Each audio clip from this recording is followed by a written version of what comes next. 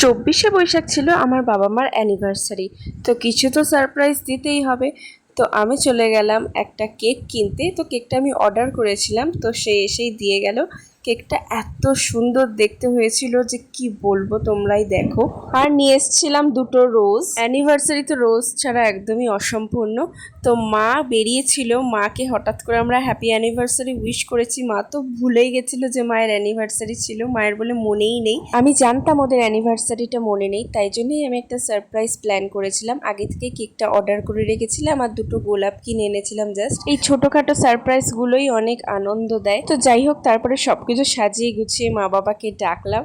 ওরা তো এত লজ্জা পাচ্ছিল কি বলবো। প্রত্যেকটা ছেলে মেয়ের জীবনে বাবা মা অনেকটা গুরুত্বপূর্ণ। তারা না থাকলে আমরা এখানে আসতেই পারতাম না, এত বড়ই হতে পারতাম না। তো তাদের কিছু ছোট ছোট মুহূর্তগুলো যদি আমরা খুশির মাধ্যমে তুলে ধরতে পারি, সেটাই অনেক আমাদের কাছে। এরকম যেন অনেক অনেক বছর বাবা মার অ্যানিভার্সারি পালন করতে পারি, এটাই ঠাকুরের কাছে প্রার্থনা করি। ওরা সব সময় ভালো থাকুক আর সুস্থ থাকুক।